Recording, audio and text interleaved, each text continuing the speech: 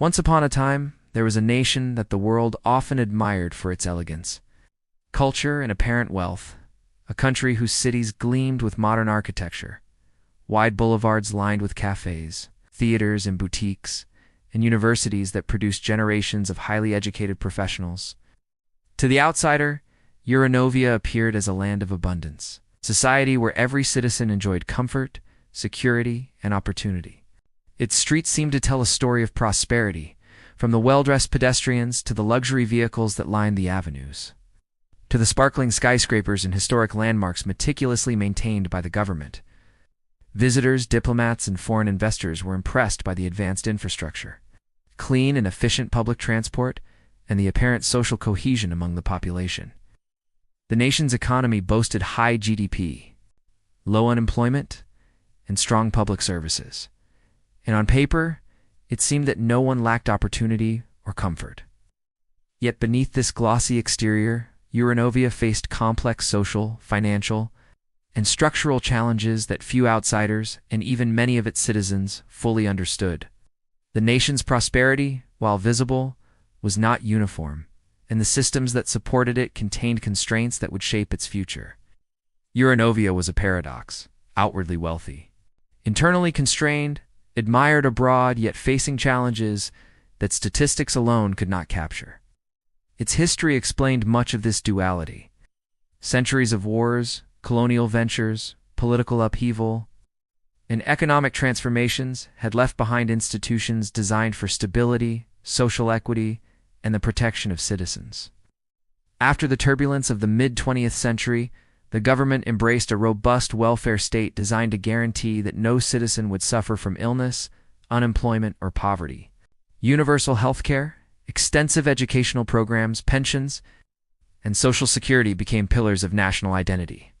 Citizens could attend top-tier schools without the burden of debt, access advanced health care for free or at minimal cost, and rely on social safety nets that cushioned them against economic shocks. These systems fostered social cohesion and reduced inequality, making Euronovia one of the most socially secure nations in the world. Yet the cost of this generosity was immense. Taxes were some of the highest in the developed world. Public debt accumulated steadily, and government expenditure consumed a significant portion of national revenue. While these programs ensured basic security and high standards of living for many, they also imposed constraints on economic mobility, entrepreneurship, and innovation.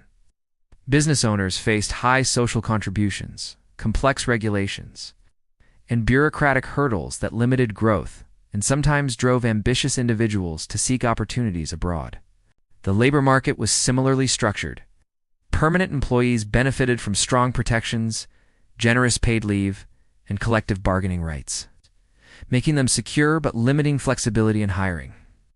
For young professionals, freelancers, and temporary workers, opportunities were often constrained, leading to underemployment, stagnating wages, and frustration despite their skills and education.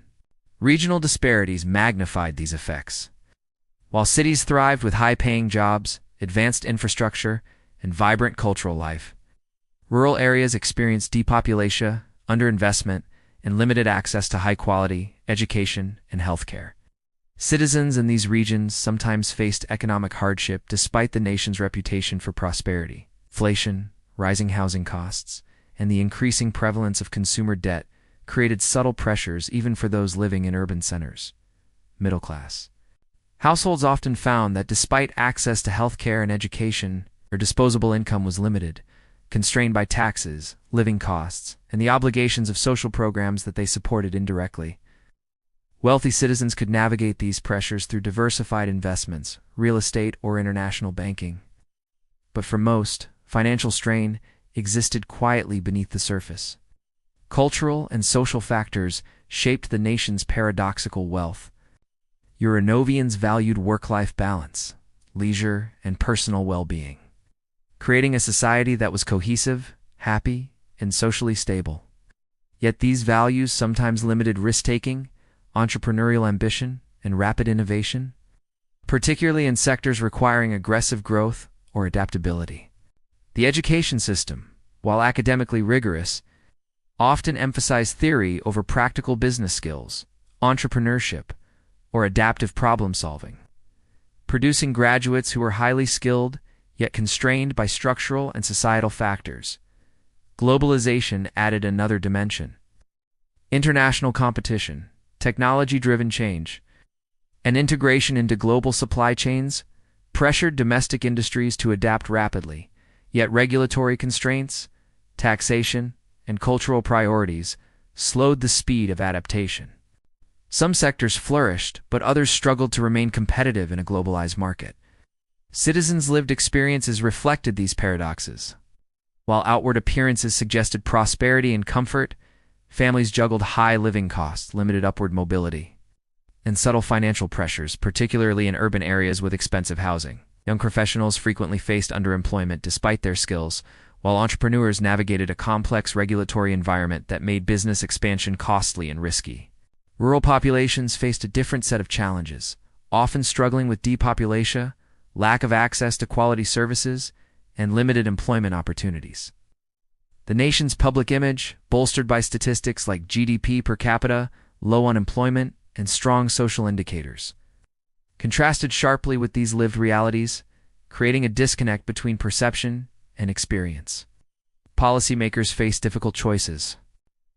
Maintaining the generous welfare state meant accepting high taxation, public debt, and structural constraints on business and labor markets. Attempts to reform labor laws, taxation, or business regulations required careful balancing to avoid social unrest, particularly given the strong cultural emphasis on equity and stability. Technology and digital transformation offered opportunities for innovation, but adoption was uneven across regions and industries.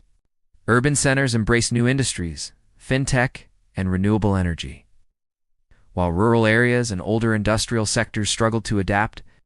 Social expectations, while promoting cohesion, sometimes slowed experimentation and risk-taking. Despite these challenges, Euronovia maintained global influence, cultural prestige, and relative prosperity compared to many nations. Its citizens enjoyed quality healthcare, education, and public services rarely matched elsewhere.